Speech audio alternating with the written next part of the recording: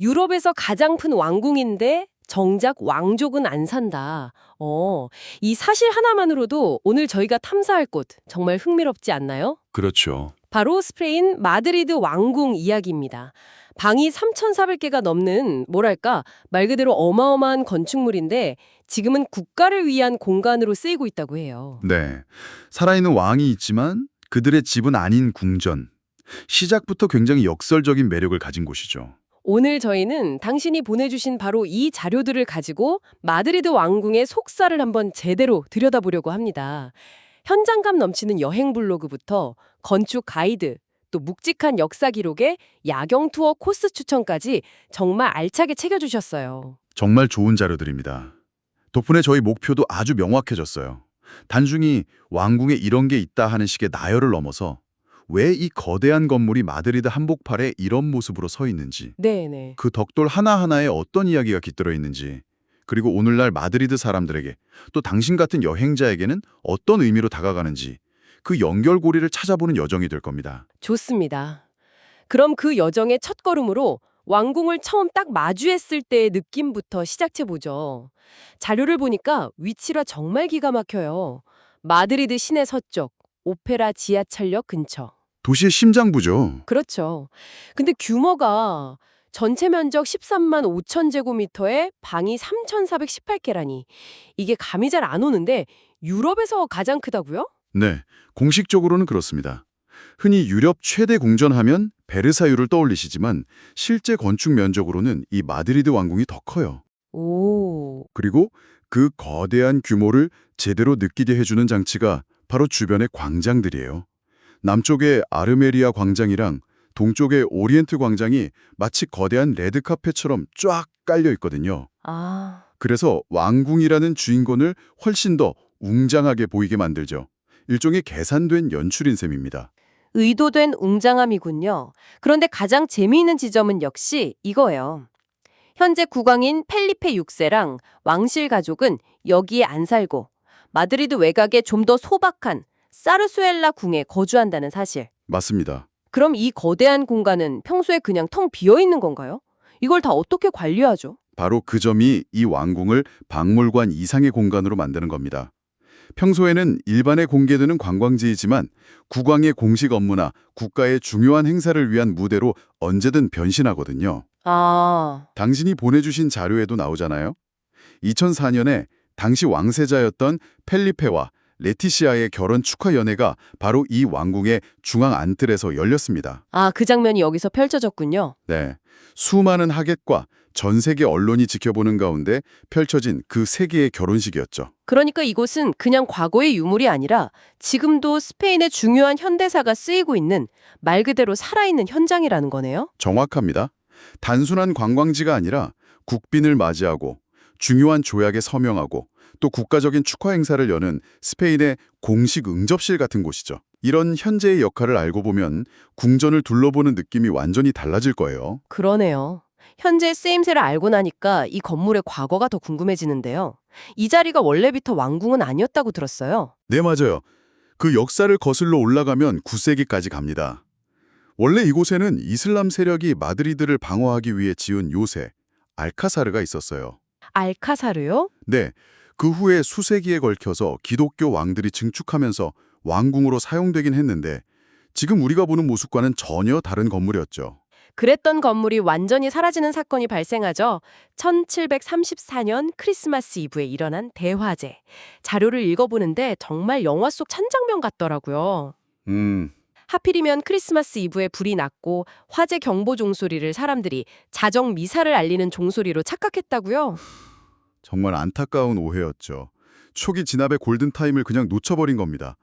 심지어 불길이 번지는 와중에 궁 안에 귀중품을 노리는 약탈을 막겠다고 문을 걸어 잠그는 바람에 아이고, 불을 끌어 들어가지도 못하고 물건을 꺼내오지도 못하는 최악의 상황이 벌어진 거죠. 그야말로 대혼돈이었겠네요. 그 와중에 벨라스케스의 최고 걸작인 시녀들을 창문 밖으로 던져서 겨우 구해냈다는 이야기는 정말 극적이에요. 맞아요. 얼마나 많은 예술품들이 그 잿더미 속으로 사라졌을지 상상도 안 갑니다. 수백 점의 예술품이 소실된 스페인 역사상 최악의 문화적 참사 중 하나였습니다. 하지만 역설적이게도 이 잿더미 위에서 오늘날 우리가 보는 이 위대한 건축물이 탄생하게 된 거죠. 아, 이 비극이 새로운 시작을 위한 기회가 된 겁니다. 당시 국왕이 프랑스 부르봉 왕가 출신인 펠리페 5세였죠. 이왕 새로 짓는 김에 자기가 어릴 때 살았던 프랑스의 베르사유 궁전처럼 아주 웅장하고 화려한 궁전을 원했다고. 맞습니다. 그래서 당대 최고의 건축가 중 한 명인 이탈리아의 필리포 후바라에게 설계를 맡겼어요. 그런데 후바라가 착공 직전에 갑자기 세상을 뜨면서 이런 그의 제자인 사케티가 스승의 디자인을 이어받아서 지금의 기본 틀을 완성했습니다. 그 이후에 사바티니 같은 건축가들이 계속해서 증축하고 다듬으면서 지금의 모습이 된 거고요. 여러 건축가의 손을 거쳤군요. 그래서인지 단순히 화려하기만 한 게 아니라 굉장히 복합적인 느낌이 드는 것 같아요. 그게 바로 이 건물의 건축적인 매력입니다. 뼈대는 이탈리아 건축가의 바로크 양식이지만 이후에 고전주의적인 요소들이 더해지면서 화려함 속에 절제미와 균형감이 공존하는 아주 독특한 스타일이 탄생했어요. 프랑스 베르사유를 동경했지만 결과적으로는 스페인만의 색을 입은 완전히 새로운 궁전이 만들어진 셈이죠. 자, 그럼 이제 그 화려함과 절제미가 공존하는 내부로 들어가 보시죠. 한 여행 블로거가 남긴 글이 아주 인상적이었습니다. 내부 대부분 공간이 사진 촬영 금지인데 처음엔 아쉬웠지만 나중엔 오히려 해방감을 느꼈다고요? 해방감이요? 네. 렌즈를 통해 기록하려는 강박에서 벗어나서 두 눈으로 온전히 모든 디테일을 흡수할 수 있었다고요. 저희가 그 생생한 느낌을 말로 한번 그려보겠습니다. 아마 가장 먼저 마주하게 될 중앙계단부터 모든 방문객을 압도할 겁니다. 거대한 대리석 하나를 통째로 깎아 만든 것 같은 엄청난 규모의 계단인데요. 와, 그 위 천장에는 코라도 자킨토가 그린 스페인에 의해 보호받는 종교라는 거대한 프레스코화가 펼쳐져 있어요. 그 공간에 딱 들어서는 순간 아, 내가 지금 아주 중요한 곳에 들어왔구나 하는 느낌을 받게 되죠. 그리고 왕저의 방. 여긴 정말 한 여행 블로거 분이 멀티메디아 폭발 같다고 쓰셨는데 그 표현에 무릎을 쳤습니다. 하하, 재밌는 표현이네요. 천장을 가득 채운 TS 폴로의 프레스코와 벨벳으로 감싼 벽, 금박 장식, 거대한 샹들리에, 그리고 옥좌를 지키는 황금 사자상까지 모든 요소가 이곳이 바로 권력의 중심이다 라고 막 외치는 것 같아요. 바로 그게 바로크 양식의 핵심입니다.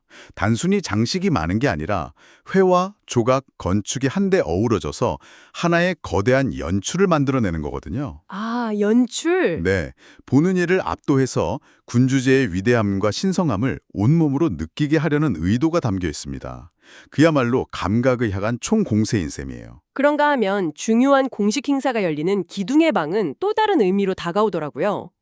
1985년에 스페인이 유럽연합 EU 가입 조약에 서명한 곳이 바로 여기라고요. 네, 맞습니다. 과거 왕들이 사절을 맞이하던 공간에서 현대 스페인의 운명을 결정한 역사적인 서명이 이루어졌다니 과거랑 현재가 이렇게 이어지는구나 싶어서 소름이 돋았어요. 공간의 역사가 단절되지 않고 계속해서 쌓여 나가는 거죠. 그런가 하면 가스파리니 방처럼 극도로 사적인 공간도 공개되어 있습니다. 로코코 양식으로 꾸며진 완의 드레스룸인데요. 벽과 천장이 온통 식물 넝쿨을 모티브로 한 자수와 조각으로 뒤덮여 있어요. 잠깐만요. 그게 그림이나 벽지가 아니라 자수라고요? 실로 짠 거라고요? 네, 실크랑 은실을 사용한 자수입니다. 세상에, 그 정교함이 상상조차 안 되네요. 극도로 섬세하고 화려한 로코코 양식의 정수를 보여주는 공간이죠. 국가의 위엄을 보여주는 공간과 왕의 개인적인 취향이 드러나는 공간을 번갈아 보는 재미가 아주 상당합니다. 정말 그렇네요. 그런데 이 왕궁에는 이런 눈에 보이는 화려함 말고도 숨겨진 보물들이 있다고 들었어요. 당신이 보내주신 자료에서 아주 흥미로운 걸 발견했거든요. 스트라디바리우스 바이올린 이야기요. 아, 스트라디바리우스 팔라티누스 말씀이시군요. 이 왕궁의 자랑거리 중 하나입니다. 네. 전 세계에 남아있는 스트라디바리우스 악기들 중에서 유일하게 비올라, 첼로까지 포함된 현악 5중주 세트가 온전한 형태로 보존된 곳이 바로 여기입니다. 와. 유리상자 안에 고이 모셔둔 박제품이 아니라 지금도 정기적으로 세계적인 연주자들이 이 악기들로 연주회를 열어요. 수백 년 된 악기가 여전히 현역으로 활동하는 거죠. 와. 300년 전의 소리를 직접 들을 수 있다니. 이건 정말 차원이 다른 경험이겠는데요. 그리고 또 다른 방문객이 남긴 디테일도 재밌었어요. 궁전 곳곳에 있는 화려한 장식의 탁상 시계들이 대부분 장식품이 아니라 지금도 정확한 시간을 가리키면서 작동하고 있더라는 거예요. 바로 그게 제가 앞서 말씀드린 이 궁전이 살아있다는 증거입니다. 아, 과거의 유물을 박지해두는 게 아니라 끊임없이 관리하고 생명력을 불어넣고 있다는 철학이 그런 작은 디테일에서 드러나는 거죠. 그리고 그 생명력은 왕궁 건물 밖으로까지 자연스럽게 이어져요. 맞아요. 그 살아있는 느낌이 정원으로까지 이어지죠.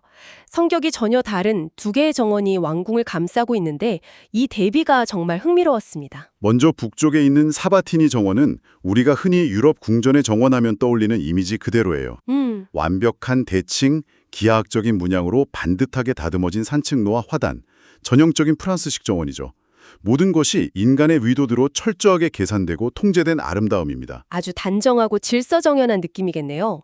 반면에 서쪽에 있는 campo del Moro 정원은 분위기가 완전히 다르다고요. 더 자연스럽고 낭만적인 분위기를 풍기는 영국식 정원에 가깝죠. 아, 캄포델 모로라는 이름 자체도 무어인의 들판이라는 뜻인데 1109년에 이슬람 무어인 군대가 마드리드를 되찾기 위해 이곳에 진을 쳤던 역사에서 유래했습니다. 와, 정원 이름에 1000년 전의 전쟁사가 담겨 있는 거네요. 그렇죠. 한쪽에서는 권력의 질서를, 다른 한쪽에서는 자연의 낭만과 오래된 역사를 느낄 수 있는 겁니다. 건물뿐만 아니라 정원까지도 이렇게 다른 얼굴을 하고 있다는 게 참 매력적이죠. 네, 그리고 이 왕궁 주변에서는 지금도 볼 수 있는 살아있는 전통이 있죠. 바로 근위병 교대식입니다. 그렇죠. 런던 버킹엄 궁전의 근위병 교대식이 유명하지만 마드리드 왕궁의 교대식도 그에 못지않은 볼거리입니다. 두 종류가 있는데 좀 더 자주 볼 수 있는 건 약식 교대식이에요. 아, 약식. 네, 매주 수요일과 토요일 오전 11시부터 오후 2시까지 30분마다 진행됩니다. 이건 여행 일정에 맞춰서 비교적 쉽게 볼 수 있겠네요. 하지만 하이라이트는 단연 정식 교대식입니다. 정식 교대식. 네, 1월, 8월, 9월을 제외하고 매월 첫째 주 수요일 정오에 딱 한 번 열리는데 이건 스케일이 다릅니다. 100명의 기병과 100필의 말이 동원돼서 과거 알폰소 12세 시절의 군복과 행진을 그대로 재현하는 아주 큰 규모의 행사예요. 와, 무료 관람이지만 워낙 인기가 많아서 좋은 자리를 잡으려면 일찍 서둘러야 한다고 하네요. 그런 추억이 되겠어요. 자, 이렇게 왕궁이랑 정원, 교대식까지 둘러보니까 왕궁 자체만으로도 하루가 꽉 찰 것 같은데요. 이제 시야를 조금 더 넓혀서 이 왕궁이 마드리드라는 도시 전체와 어떻게 어우러지는지 살펴보죠. 네. 당신이 보내주신 야경 투어 추천 자료들, 돈키 투어, 안나와 친구, 군맨 가이드 같은 곳들의 코스를 보니까 아주 뚜렷한 공통점이 있더라고요. 어떤 점이죠? 모두 왕궁이랑 그 바로 앞 알무데나 대성당에서 시작해서 산미겔 시장, 마요르 광장, 그리고 솔 광장으로 이어진다는 점이에요. 마치 왕궁이 마드리드 구시가지 여행의 거대한 앵커, 그러니까 닷 같은 역할을 하는 것처럼 보였어요. 정확한 분석입니다. 모든 길이 왕궁으로 통하는 느낌이랄까요? 네. 그 중에서도 특히 왕궁 바로 옆에 있는 산미겔 시장은 왕궁 관람 전후에 꼭 들러봐야 할 필수 코스입니다. 1916년에 지어진 아름다운 철골 구조 건물인데요. 네. 과거에는 평범한 재래시장이었지만 지금은 현대적인 타파스 마켓으로 완벽하게 변신했거든요. 아, 그 유명한 미식의 성지. 맞습니다.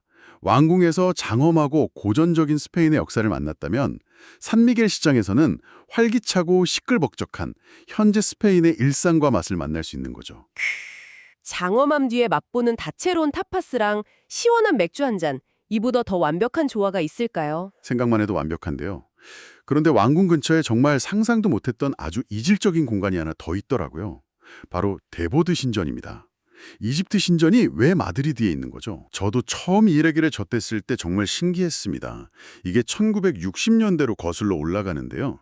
이집트가 아수안댐을 건설하면서 나일강 유역의 수많은 고대 유적들이 수몰될 위기에 처했어요. 이때 유네스코의 주도로 여러 나라가 유적 구출 작전에 나섰고 스페인이 큰 도움을 줬습니다. 아, 그에 대한 보답이었군요. 그렇습니다. 이집트 정부가 감사의 표시로 기원전 2세기에 지어진 데보드 신전을 통째로 스페인에 천물한 거예요. 와, 그래서 지금 마드리드 공원 한복판에 2200년 된 진짜 이집트 신전이 서 있는 아주 비현실적인 풍경이 연출된 거죠. 특히 해질녘, 붉은 노을을 배경으로 서 있는 신전의 모습이 아름답기로 유명해서 마드리드 시민들의 사랑을 듬뿍 받는 장소입니다. 마드리드 왕궁에서 시작해서 스페인의 역사를 거슬러 올라가다가 마지막에는 고대 이집트의 신전에서 일몰을 본다니 정말 낭만적인데요. 전혀 어울릴 것 같지 않은 요소들이 마드리드라는 도시 안에서 자연스럽게 공존하고 있네요. 바로 그 점이 마드리드의 매력인 것 같습니다.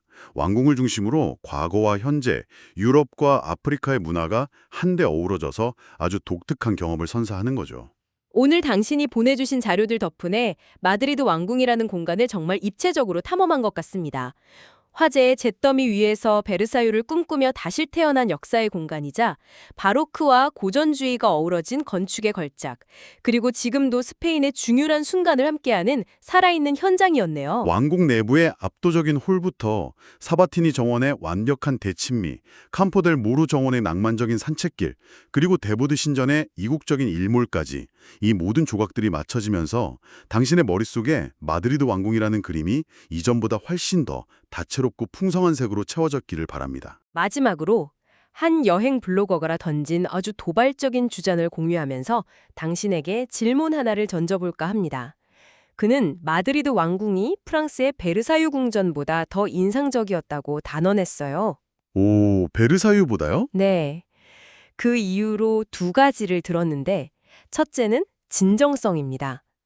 베르사유의 벽 일부는 대리석처럼 보이게 칠한 가짜 대리석이지만 마드리드 왕궁은 전부 진짜 대리석이라는 거죠.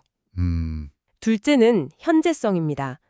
단순히 과거의 영광을 전시하는 박물관에 머무르지 않고 이후 가입 조인식처럼 현대사의 중요한 무대가 되면서 계속해서 살아있는 역사를 만들어가고 있다는 점을 높이 샀어요. 여기서 당신에게 질문을 드립니다. 역사적인 기념물을 방문할 때 당신에게 그 공간을 더욱 의미 있게 만드는 것은 과거의 모습을 완벽하게 보존한 진정성인가요? 아니면 현재와 미래로 이어지는 살아있는 연결고리를 발견하는 순간인가요?